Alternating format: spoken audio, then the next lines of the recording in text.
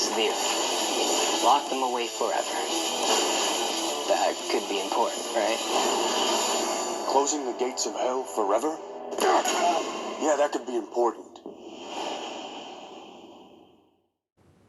Hello everybody, welcome back to Screenstars, and yes, it is back. I am back reviewing the Supernatural seasons. I got up to season 7, and I stopped doing them a couple of years ago, not because I didn't want to do them anymore, I just was struggling for time really to watch the seasons and things like that, even though I have obviously watched them all previously.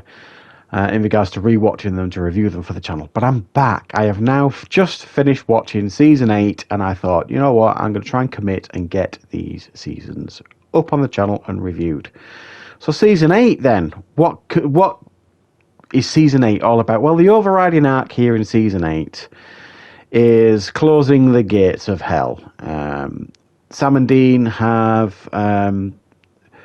found out that there is a demon tablet, and after completing a number of trials, 3 trials, they can permanently close the gates of hell. Now that's the overriding arc of the season, but there's lots of other things going on in these episodes. Obviously at the end of season 7, Dean was sent to purgatory. Sam basically took a year off and fell in love.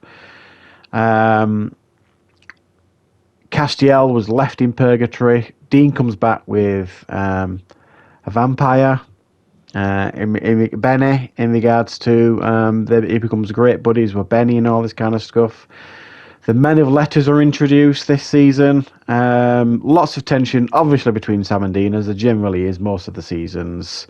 And this time round, Crowley is the main villain of the season.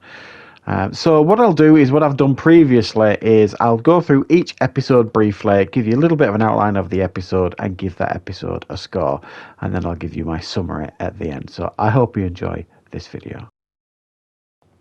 Now the first episode is called We Need to Talk About Kevin. This is primarily the reintroduction of Sam and Dean together. Dean gets back from purgatory. Sam meets up with him. There is a realization that Sam hasn't hunted for the last year, so they need to track down Kevin, which essentially is what this episode is all about, and they discover all about the new demon tablet. The second episode is What's Up, Tiger Mommy? We are introduced to Kevin's mom. There is a whole episode really about an auction for the demon tablet. Sam and Dean need to try and figure out with Kevin how to get this tablet. Crowley then is introduced as the main villain of this season, and he obviously wants the tablet for himself. The third episode, Heartache, not a brilliant episode. This was essentially the one where there was people getting their hearts ripped out, but in actual fact it was linked to an athlete that's been alive for many, many centuries and just reinvented himself with a new look and a new sport, all this kind of stuff. It's certainly decent enough, but it's a fairly standard Supernatural episode, I would say. The fourth episode is called Bitten, and it's very much a take on the found footage genre, which is obviously a huge thing in regards to horror. I actually think they pulled this off particularly well because I'm a fan of found footage. Sam and Dean aren't in this episode a great deal. It's more told from the perspective of these 3 like university kids, and it's all revolving around werewolves, and it's pretty good. The 5th episode, Blood Brother. Dean, who feels obliged to Benny for helping him get out of purgatory, essentially dumps Sam for this episode to head out to help Benny in regards to some vampires in a past pack. It's a pretty decent episode, but it's nothing special, but we learn at the end of this episode, or Sam learns, who Benny is.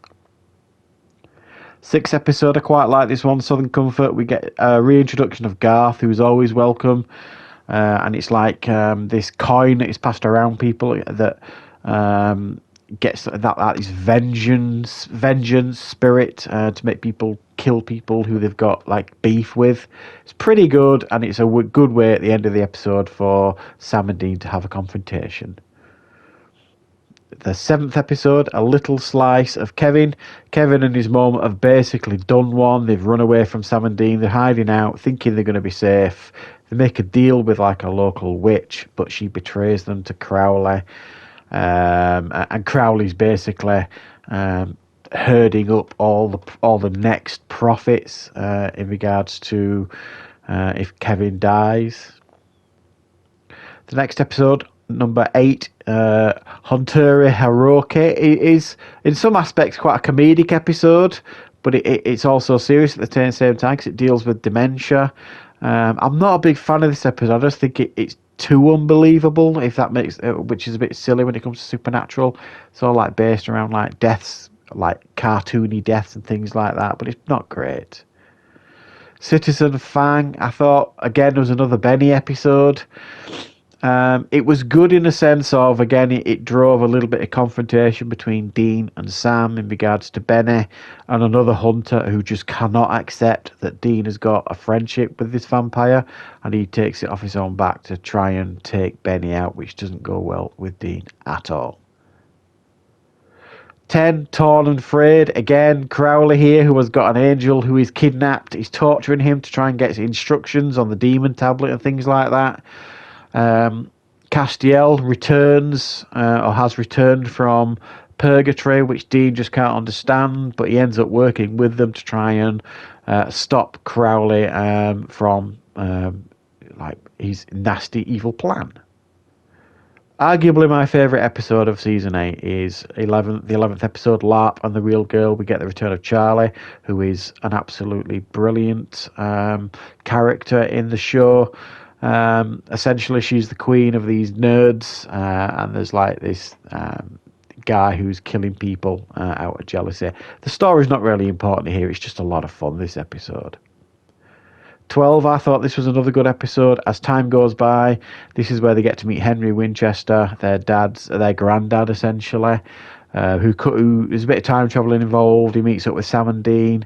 And they work together to basically stop Abaddon, which is the first introduction of Abaddon in this episode. I actually really, really liked this episode. I thought it was well put together.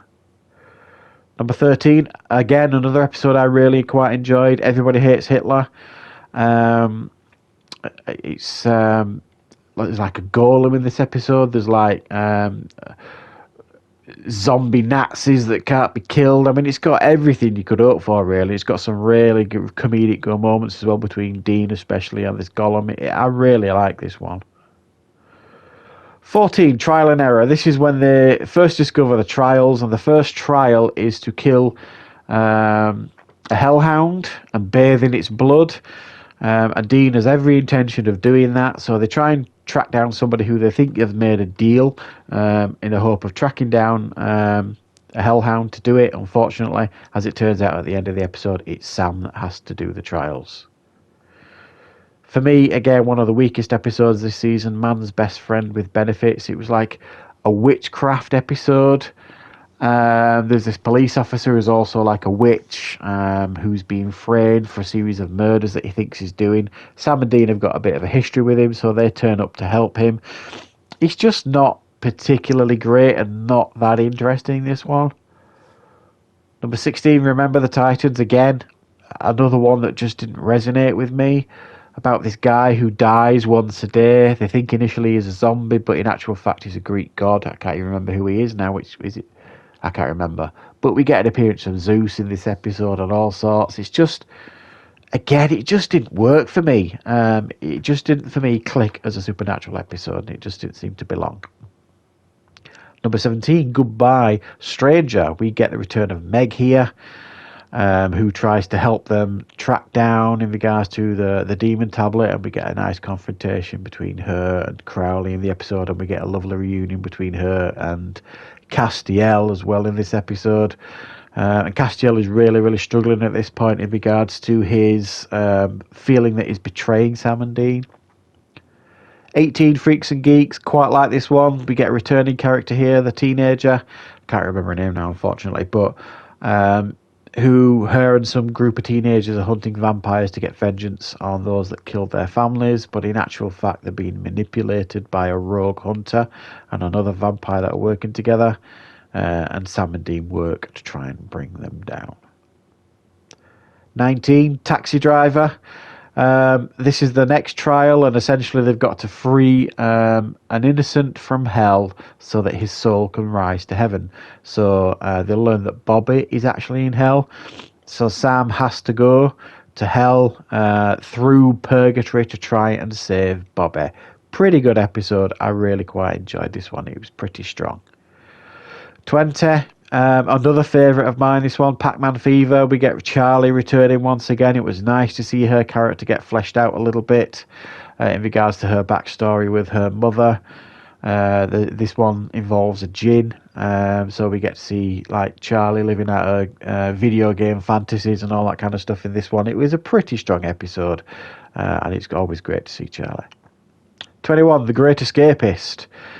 Metatron. We are introduced to Metatron, who has such a big part, obviously, of the following season, who essentially saves Kevin from Crowley, and they've basically at this point got to try and figure out what the third trial is. But we also learn, that there is an Angel's tablet now, and Castiel is doing everything he can to try and protect that.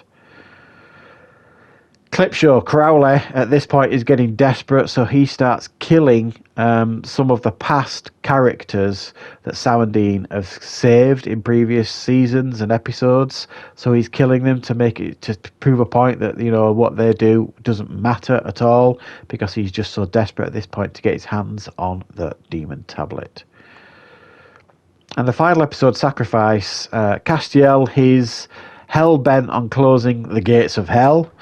Sam and Dean are hell-bent on closing the gates of hell, and Castiel closing the gates of heaven.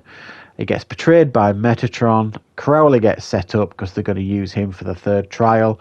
And by the end of the episode, as we know, Metatron gets his own way and the angels are cast out from heaven.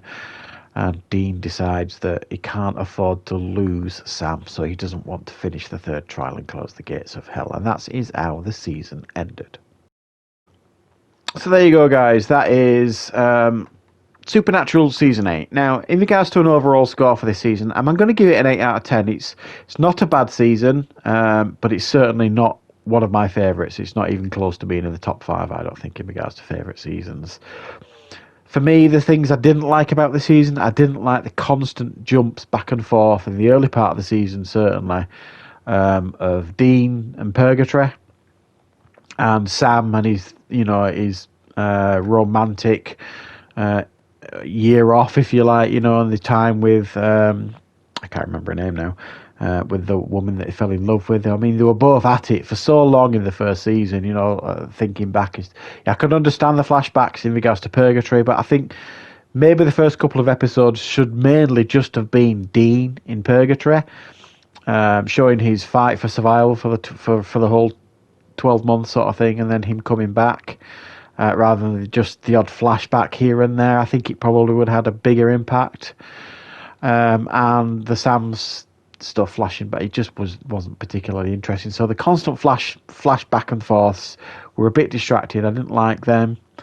I really liked obviously we get the bunker introduced here, the Men of Letters introduced, which obviously have such a big part of the Supernatural going forward. We were introduced to Abaddon, which I've always liked Abaddon. Crowley as the work. Did he really work as the villain?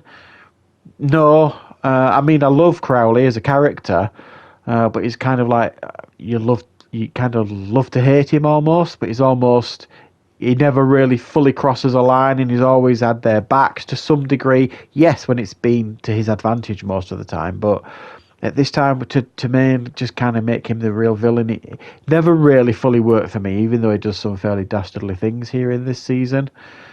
And there were a few episodes, as you do in every Supernatural season, there was a handful of episodes that just didn't elevate the season at all, but there were still some strong ones, obviously, mainly the ones where Charlie was involved. And later on in the season, we got a string of, in my opinion, fairly strong episodes leading to the end of the season. So I thought the second half of the season was certainly better than the first half of the season. It did feel like it was unbalanced until we got late into season 8, where they discovered these trials in regards to how to close the gates of hell. then it really started to get some traction, I felt, this season. Before then, it just lacked a little bit of direction, I felt, season 8. But it's still a strong season. It's still an enjoyable season. And obviously, with any Supernatural season, there's high points and low points. So let me know in the comments what your thoughts are on Supernatural season 8. And I will get stuck into season 9 straight away. And I'll get that up as soon as possible. Thanks for watching, everybody.